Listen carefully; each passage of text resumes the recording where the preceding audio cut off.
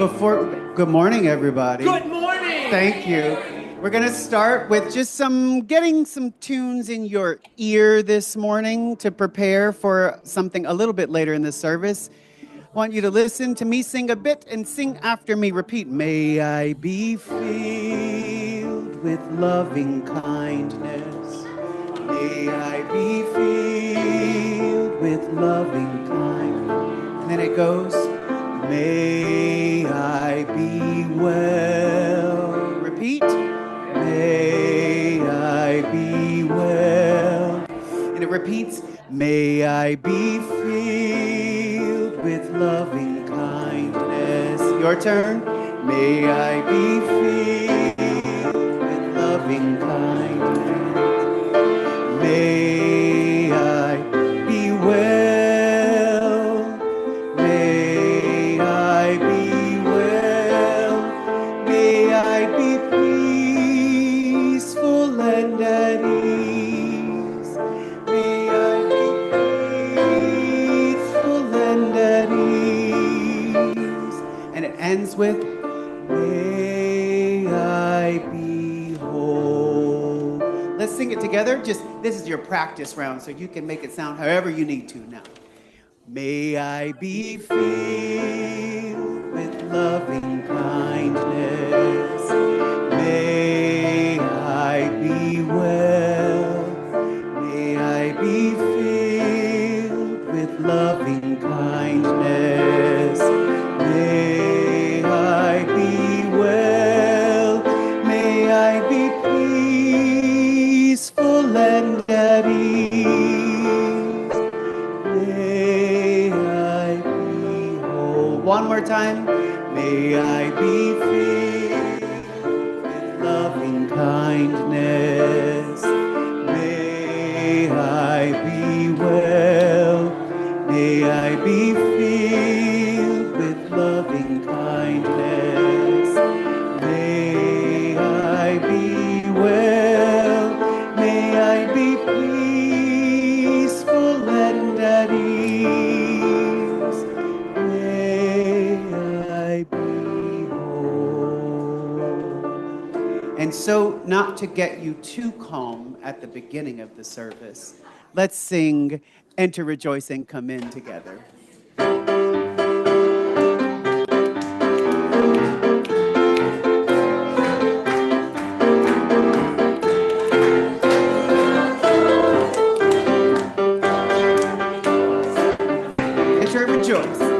Enter, rejoice, and come in. Enter, rejoice, and come in.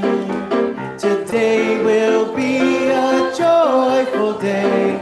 Enter, rejoice, and come in. Wave to somebody. Hello, good morning, and come in. Wave to somebody. Hello, good morning, and come in. Today will be a joyful day. Enter, rejoice, and come in. Good morning to Nancy. Good morning to Nancy. Come in.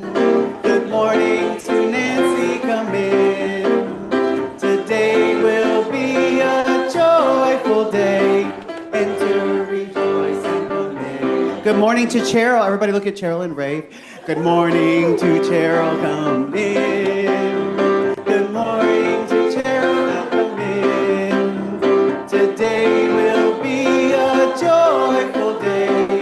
Enter, rejoice, and come in. One more time. Enter, rejoice, and come in. Enter, rejoice, and come in. Today will be a joyful day. Enter, rejoice, and come in. Woo-hoo! All right, you can grab a seat. Welcome to the Unitarian Universalist Congregation of Danbury, to all of you here with us and all of you joining us online.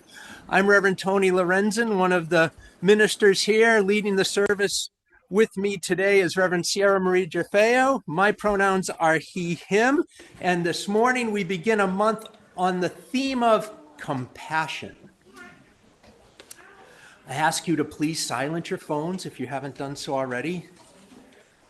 Minister's phone goes off in service once in their career, never happens again.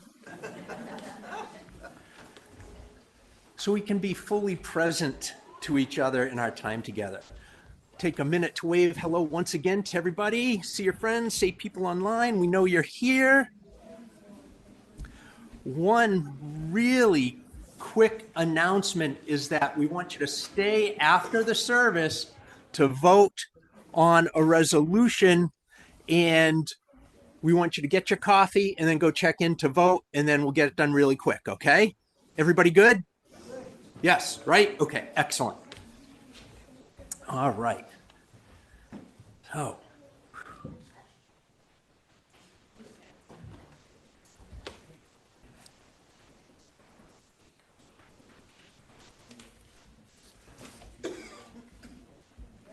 children's affirmation? Yeah, we'll do the children's affirmation. I was waiting for the bell, our bell ringer was Oh, waiting for gotcha. for the time to ring the bell. Gotcha. We can ring the bell. Well, we do that later in this service. We're not there yet, but we'll get it. There we go. There's our chime ringer. Okay, I was waiting for the chime ringer, and the chime ringer was waiting for me. There we go. Let's say our words for the children's affirmation. They're on the screen. We are Unitarian Universalists. We are people with open minds, loving hearts, and helping hands. We care for the earth and each other. Rise up, O flame, by thy light glowing. Show to us beauty, vision, and joy. Rise up, O flame, by thy light glowing. Show to us beauty, vision, and joy. Okay, Sterling's going to help us light the chalice, and I invite you all to join with me in the words for the chalice lighting. Love is a spirit of this congregation, and justice is its light. This is our covenant, to dwell together in peace, to seek and speak the truth in love, to help one another, and to celebrate life. Rise up, O flame, show to us beauty, vision, and joy. Rise up, O flame, by thy light glowing. Show to us beauty, vision, and joy.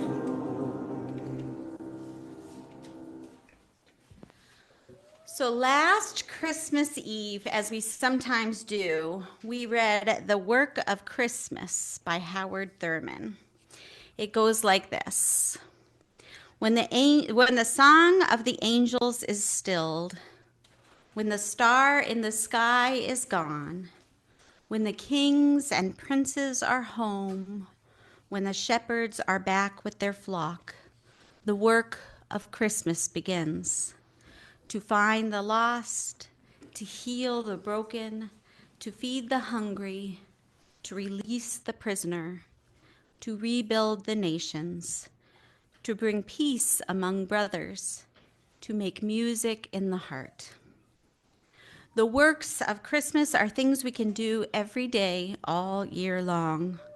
The works of Christmas are practices of compassion.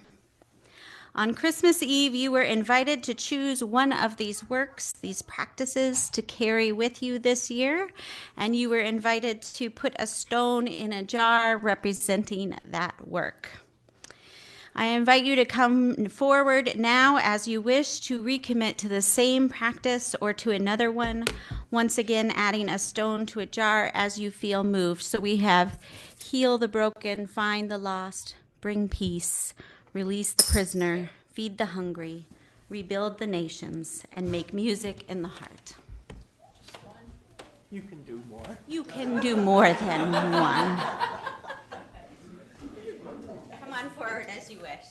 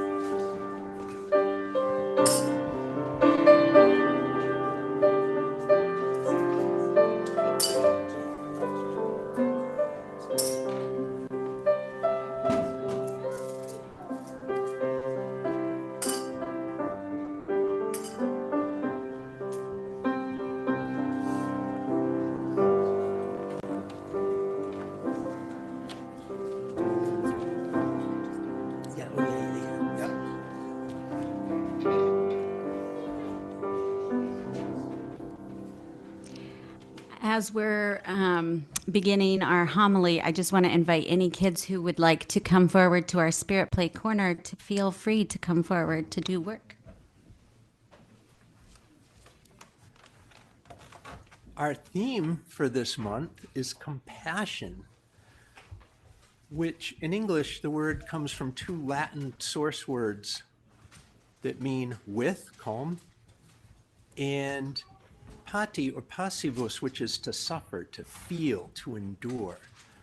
So when we have compassion for somebody, we suffer with them, we endure with them, we understand they are hurting, under stress, they feel bad. And because we understand what it feels like to have those feelings and experience those things, we feel it too. We do it with them. Because we know what it's like to hurt and to feel horribly, we usually want to do what we can to help others to feel better, to help them, to let them know we understand their hurt and pain. Like after the service, we want to have a vote to say we understand the hurt and pain of genocide and famine in Palestine. We all feel horrible sometimes. We all hurt sometimes. We're all sad sometimes. We're all sick sometimes, physically and emotionally. We all need compassion. And at times, all of us need help. And when we do, it is always okay to ask for help. Can you say that with me? It is always okay to ask for help. Asking for help when we need it is a smart, strong, courageous thing to do. Some people have this idea that needing help or asking for help is somehow some kind of weakness or sign of weakness, but it's not. It's the exact opposite. Say it one more time with me. It's always okay to ask for help. Practicing compassion is helping each other. Compassion is like a wheel that spins around, and as it spins, each person helps the next person around the wheel, around the circle. I wrote in our congregational newsletter this week, or this month, it comes out in the email and in the comment, about this time when my son was very sick as a child. He's okay now, he's grown up, but he got really sick with a stomach bug kind of thing, and his stomach didn't recover. And so we found out that it was this intestinal syndrome that can happen to kids when they get weird things like that. And it left him with a lot of food insensitivities and allergies, and his digestive system didn't work. And as you can imagine, he was 10 years old. I was scared out of my wits. And yet, what happened to him and to us is so many people showed us compassion. They entered into our suffering with us. His doctors helped him, and they weren't just helpful, they were compassionate. They were great pediatric doctors. They understood how to feel with and be with my son at his age. It was delightful to see how good they were at what they were doing. I needed help. My friends, especially my ministerial colleagues, were great in reminding me that when you're under a lot of parenting stress, it's really hard to do anything else well. So they supported me through that. They suffered with me. My son's teachers and his school helped him and therefore helped me. We had friends and family in the congregation we attended. They all helped and suffered with us.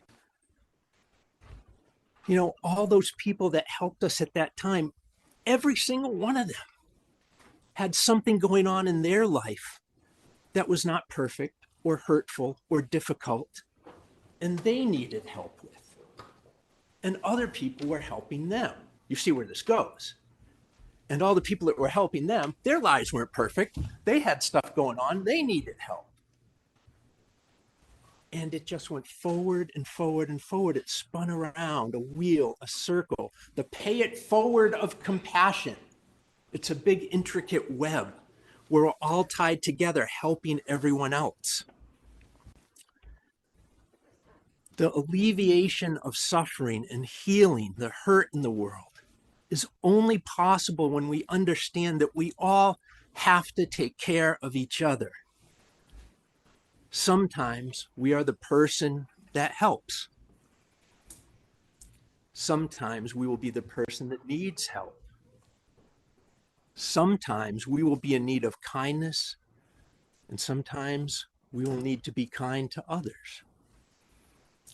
And interestingly enough, helping others when they need it, being compassionate, is an actual scientific way we found to feel better too.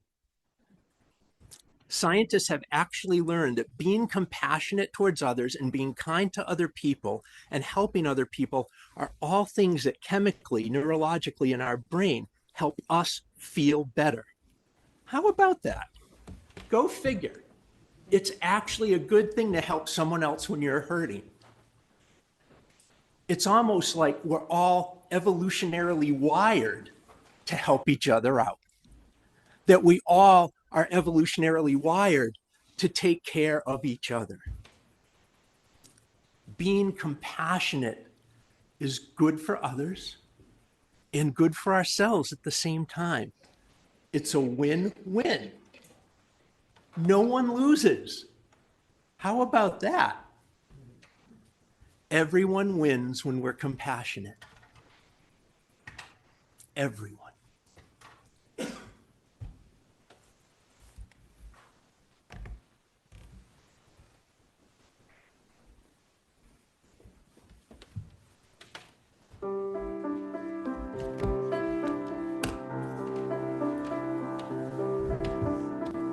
There is a love holding me.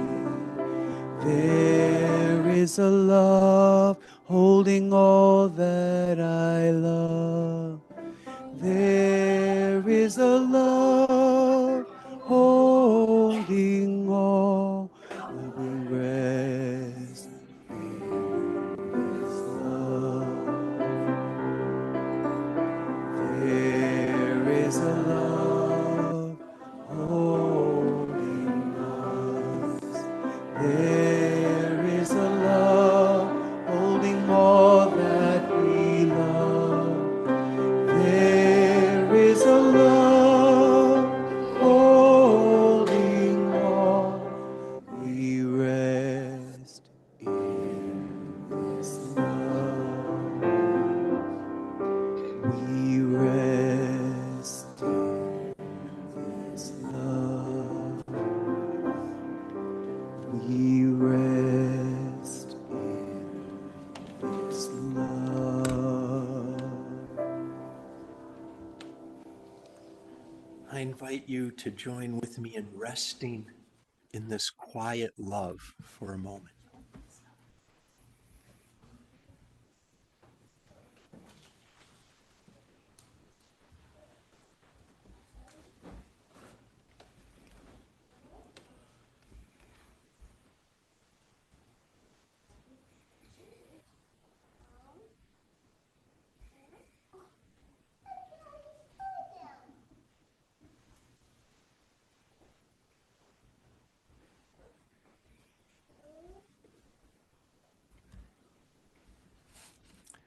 One of my favorite contemporary religious leaders in America is the Reverend Nadia Bowles-Weber.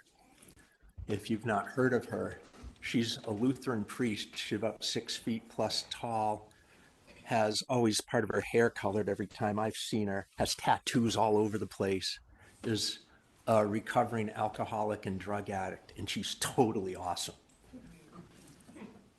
And she says this a lot when she's grouchy and grumpy and finding it hard to be compassionate. Dear God, please forgive me for how I acted when the Amazon truck driver was blocking my driveway the other day. In your endless compassion, you know that my rage was really about every form of fear I am trying to keep at bay right now. how it all sort of broke through my exhausted defenses because I was coming home from the gym and I was hungry. And when I see others not being the best version of themselves, well, guide me to compassion for them, that in doing so, I might also have compassion for myself when I'm not the best version of myself. And when I inevitably try to control everything and everyone in my life, please have mercy on me. For you know that what I am really doing is responding to how powerless I feel over every single thing in the news every day. Amen. I think a lot of us can relate to that.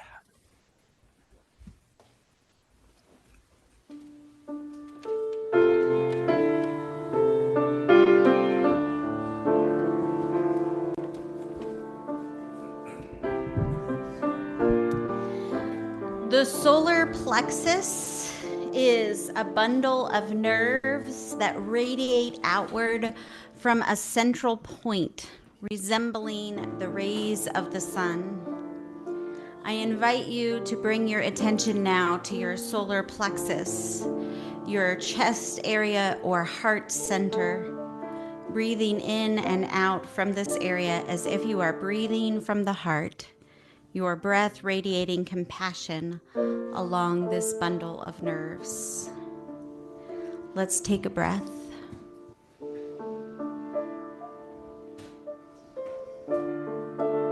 And again.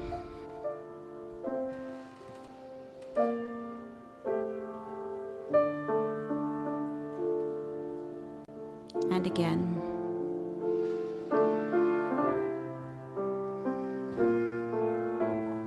And let us sing. May I be filled with loving kindness.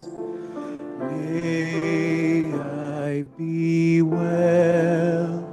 May I be filled with loving kindness. May I be well. May I be peaceful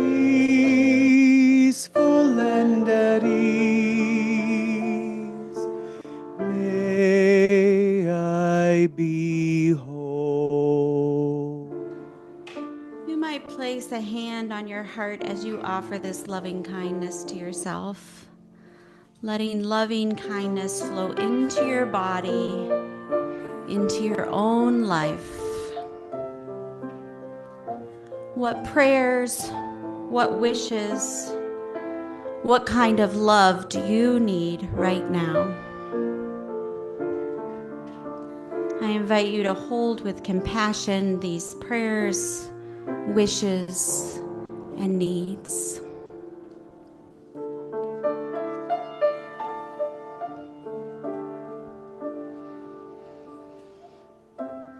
Let that flow of compassion grow to an abundance until it overflows, spilling out around you, to another person, to a loved one or a friend, or maybe, if your compassionate heart is willing, to someone with whom you have some difficulty. Let us sing. May you be filled with loving kindness. May you be well. May you be filled with loving kindness. May you be well. May you be peaceful and at ease. May you be whole. As this compassion continues to grow, may it overflow and spill into the streets and the forests and the rivers and the oceans. May it travel from coast to coast and bring comfort and perhaps even healing to the earth and all its creatures. Let us sing to the big we, of which we are a part. May we be filled with loving kindness. May we be filled with loving kindness. May we be whole. May we be filled with loving kindness. May we be well. May we be peaceful and at ease. May we be whole.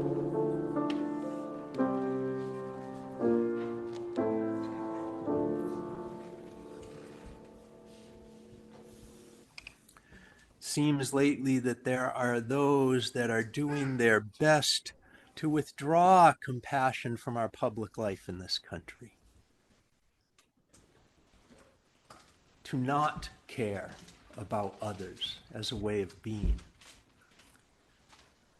And so I offer to you once again that your being here, your participation in this faith community, and this congregation and its work is a way that puts that compassion back into the world, that says, no, this is the way we should be. And all the time and energy and financial support you give to this community is a way of lighting the world, especially when things are darker. So I am really grateful to all of you for taking that on. And I encourage all of you to continue your generosity this morning. While we're doing the collection, we're also going to collect our food for the Dorothy Day House.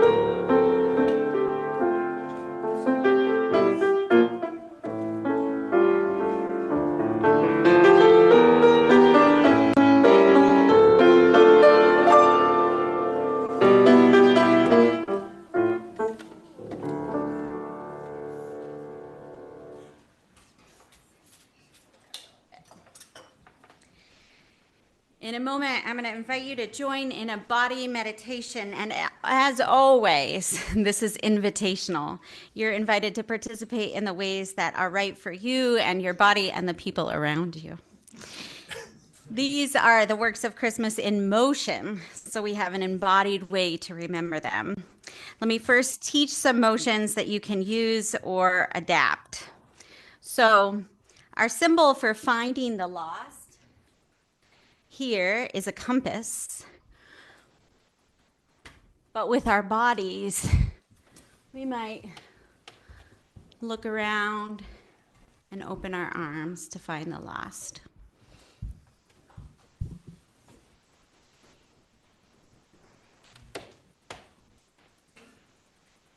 And our symbol for healing the broken were bandages.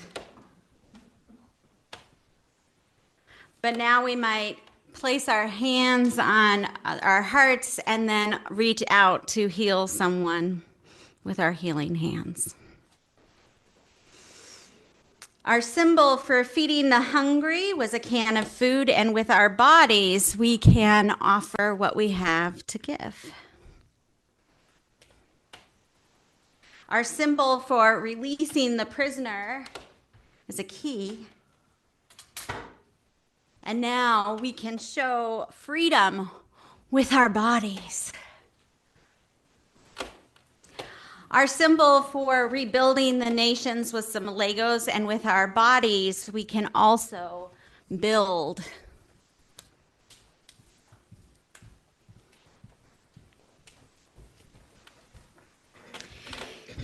And here the symbol for peace is a dove, and with our bodies, we can make a gesture of peace. And finally, the symbol for making music was some bells, and with our bodies, we can show the sound waves flowing.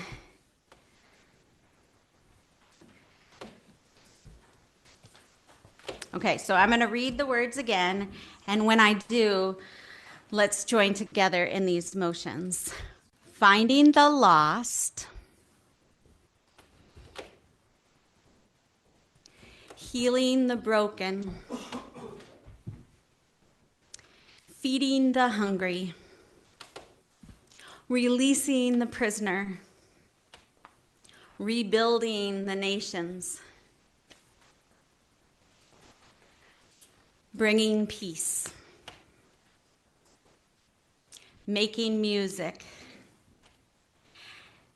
And now I invite you to continue with a motion of compassion that you have chosen today. I know some of you chose more than one, but maybe find a motion for your body right now. Feel this commitment in your body. And you can look around the room if you want and find others with whom you're sharing in that work.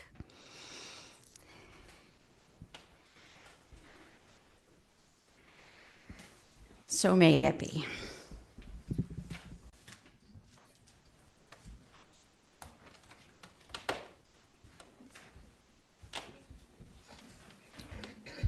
I invite you to join me in the words for extinguishing our chalice. We extinguish this flame, but not the light of truth, the warmth of community, or the fire of commitment. These we carry in our hearts into the world.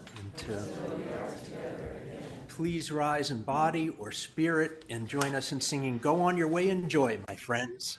In the spirit of embodiment, when we say that last line, let your left foot,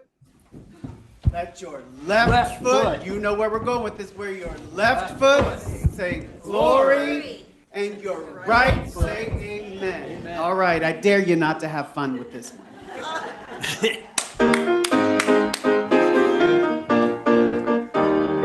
Go on your way in joy, my friends.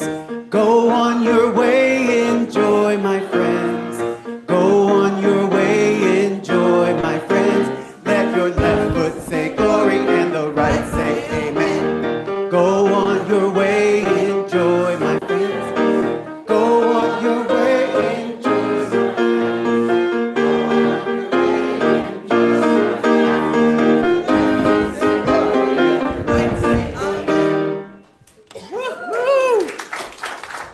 Our time together ends, but compassion's work continues. May you carry forward the courage to choose kindness over convenience, remembering that your gentle choices ripple outward, healing the broken world, one encounter and relationship at a time. Go in peace, my friends.